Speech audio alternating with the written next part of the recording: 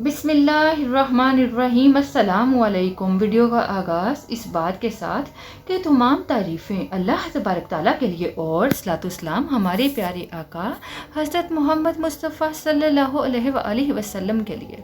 मोहतरम ख़वातीनो हज़रात, आज की मेरी वीडियो का मौजू है किस तरह से आप अपने फेफड़ों को, लंग्स को मजबूत बना सकते हो, फेफड़ों की सफाई कर सकते हो, फेफड़ों में जमी बलगम को निकाल सकते हो। मोहतरम ख़वातीनो हज़रात, अगर फेफड़ों में बलगम जम जाती है तो खांसी का भी मसला होता है, इसके साथ सांस लेने में प्रॉब्लम हो सकती है। तो अगर आप खुदा न खास्ता इस किस्म की प्रॉब्लम का शिकार हैं, अगर आप चाहते हैं आपके फेफड़े हेल्दी रहें, मजबूत रहें, तो आप ऐसा कीजिए, एक गिलास ले लीजिए दूध। एक गिलास दूध में आपको 3 से 4 दाने लौंग पीपर, बड़ी जो काली मिर्च होती है ना, जिसे फिलफिल दराज बोलते हैं, पंसार स्टोर से आसानी से मिल जाएगी। फिलफिल दराज, इसका जायका काली मिर्च की तरह होता है, लेकिन इसकी शक्ल शहतूत की तरह होती है। ठीक है, 3 से 4 फिलफिल दराज दूध में मिलाइए, हल्की आंच पर उसको अच्छी तरह से पका लीजिए।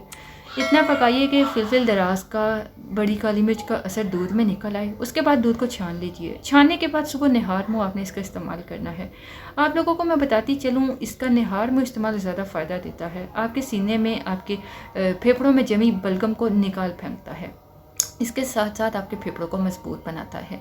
तो मोहतरम ख़वातीनो हज़रात, आप तकरीबन 2 से 3 माह लाजमी इसका इस्तेमाल कीजिए, इंशाअल्लाह आपको फ़ायदा होगा। बच्चे, बड़े, बूढ़े सभी इस्तेमाल कर सकते हैं। बच्चों को थोड़ी क्वांटिटी में देना चाहिए। ये नेचुरल चीज़ें होती हैं, इसका साइड इफ़ेक्ट नहीं होता। और अगर आप किसी सीरियस हेल्थ इशू का शिकार हैं तो अपने जो एडवाइज़र है, अपना जो डॉक्टर है, उससे कंसल्ट करने के बाद यूज़ कर लीजिएगा। वैसे तो नेचुरल चीज़ों का कोई नुकसान नहीं होता, इंशाल्लाह फ़ायदा ही फ़ायदा होगा।